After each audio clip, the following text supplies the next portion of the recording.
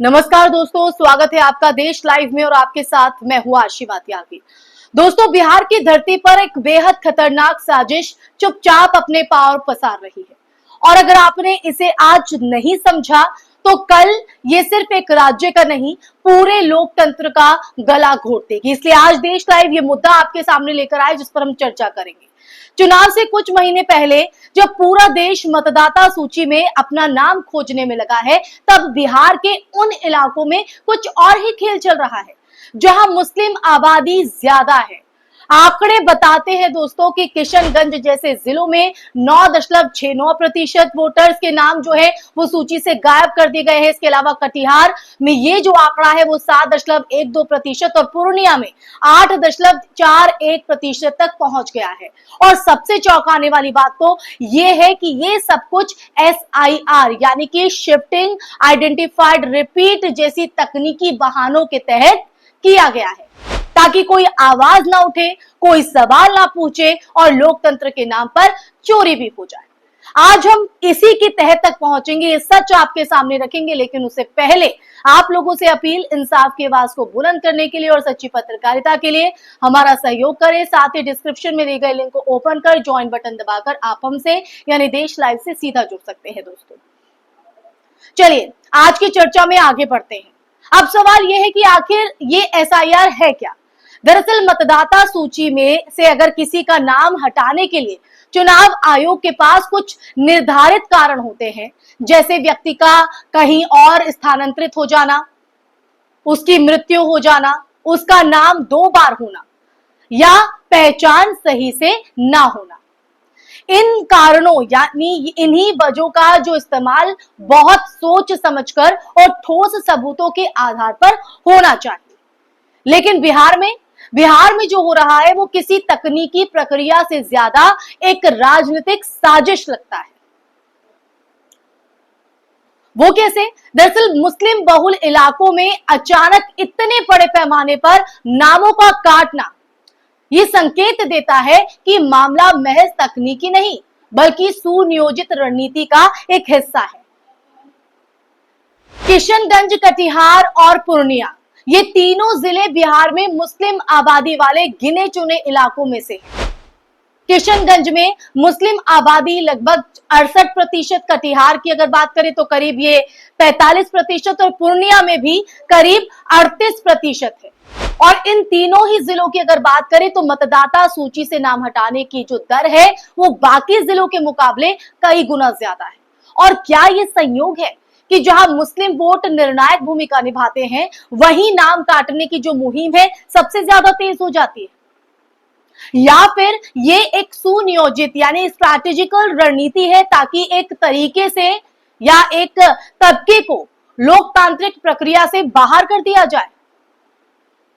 अगर राजनीतिक जानकारों की बात करें तो उनका यह मानना है कि यह सब कुछ 2025 के बिहार विधानसभा चुनाव से ठीक पहले इसलिए हो रहा है ताकि विपक्षी वोट बैंक को कमजोर किया जा सके, क्योंकि मुस्लिम मतदाता पारंपरिक रूप से बीजेपी विरोधी माने जाते हैं और अगर इन इलाकों में उनका वोट बैंक कमजोर कर दिया जाए तो खेल पूरी तरह से बदल सकता है। यही वजह है दोस्तों, यही वजह है कि मतदाता सूची की समीक्षा और संशोधन जैसे तकनीकी शब्दों के पीछे एक गहरी राजनीतिक चाल छिपी हुई है। आप समझ रहे हैं? अब जरा आप ये सोचिए कि एक लोकतांत्रिक देश में वोट देना सिर्फ एक अधिकार नहीं बल्कि नागरिकता की पहचान है। अगर किसी नागरिक का जो नाम है वो बिना कारण मतदाता सूची से हटा दिया जाता है तो ये सिर्फ उसके वोट बैंक का अधिकार नहीं छीनता है, बल्कि अगर देखा जाए तो पूरे लोकतांत्रिक ढांचे को कमजोर करता है। और अगर ये सिलसिला किसी खास समुदाय को निशाना बनाकर किया जाए तो ये लोकतंत्र के लिए एक गहरी चेतावनी है। और दिलचस्प बात तो यह है दोस्तों कि जब नागरिकों ने नाम कटने की शिकायत की, उन्होंने बताया कि उस सूची में उनका नाम ही नहीं है और बूथ स्तर के अधिकारियों से जवाब मांगा गया तो कई मामलों में स्पष्ट जवाब तक नहीं मिला और कुछ जगहों पर बिना जांच के ही लोगों को शिफ्टिंग या रिपीट के तहत चिन्हित कर दिया गया। यानी एक तरह से अगर देखा जाए तो मतलब यह है कि कोई जांच नहीं, कोई पुष्टि नहीं और जो नाम है वो गायब। ऐसे में अब सवाल उठता है कि क्या चुनाव आयोग जैसी संवैधानिक संस्था पर भी राजनीतिक दबाव डाला जा रहा है? क्या ऐसा हो रहा है? ये स्थिति है, क्योंकि ये जो मामला है वो केवल बिहार तक सीमित नहीं है। उत्तर प्रदेश और असम जैसे राज्यों की बात करें तो वहां पर भी हाल ही के सालों में मुस्लिम बहुल इलाकों में जो मतदाता नामों के जो नाम है उनसे हटाने के आरोप लगते रहे। ये एक पैटर्न जो है वो बनता जा रहा है। मुस्लिम वोट बैंक को या तो विभाजित करो या सूची से बाहर का रास्ता कर दो। यही वो चीज है जो लोकतंत्र को बहुसंख्यकवाद में तब्दील कर देती है, बदल देती है। अब जब बिहार में मतदाता सूची संशोधन अपने अंतिम चरण में है, तब इस तरह के आंकड़े लोकतंत्र के लिए एक खतरे की घंटी है। अगर आज इस पर नजर नहीं रखी गई, अगर नागरिक समाज और मीडिया ने इसे मुद्दा नहीं बनाया, तो आने वाले चुनावों में अगर देखें तो परिणाम जनता की इच्छा नहीं बल्कि सत्ता के हिसाब से तय होंगे। तो ये लड़ाई दोस्तों अगर देखें तो किसी एक समुदाय की नहीं है, ये लड़ाई संविधान में दिए गए उस मूल अधिकार की है जो हर नागरिक को समान रूप से अगर देखें तो वोट देने का हक देता है। अगर आज मुस्लिम मतदाता सूची से नाम गायब हो रहे हैं तो कल ये किसी और समुदाय के साथ भी हो सकता है, वो दिन दूर नहीं है।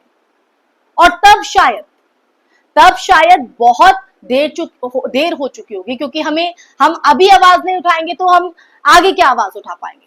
आखिर में आप लोगों से यही कि बिहार के इन आंकड़ों को सिर्फ प्रतिशत के रूप में आप मत देखिए दोस्तों, ये लोकतंत्र के शरीर में घुसे एक वायरस की तरह है। तो यही विडंबना, यही स्थिति हमें मजबूर करती है कि हम इस पर चर्चा करें। अब ये एक तरह से देखा जाए तो लोकतंत्र के शरीर में घुसे एक वायरस की तरह है जो धीरे धीरे इसे अंदर से खोखला कर रहा है। और अगर हमने अभी भी इसे नहीं पहचाना तो कल ये लोकतंत्र सिर्फ नाम का रह जाएगा, उसमें जनता की भागीदारी नहीं होगी। इसलिए जरूरी है दोस्तों कि हर नागरिक जागरूक रहे, अपने वोट के अधिकार पर नजर रखे और इस साजिश को चुनावों के खेल में तब्दील ना होने दे और अपना आप का भी जो है वो इस्तेमाल ना होने दे, क्योंकि जनता को इसी तरह से गुमराह कर यही फायदा उठाया जाता है। क्योंकि याद रखिए, वोट सिर्फ एक बटन नहीं है, वो इस देश के भविष्य को तय करने की ताकत भी है। और अगर उस ताकत को कुछ लोग चुपचाप छीन रहे हैं तो ये सिर्फ बिहार का नहीं, पूरे भारत के लोकतंत्र का सवाल भी है दोस्तों।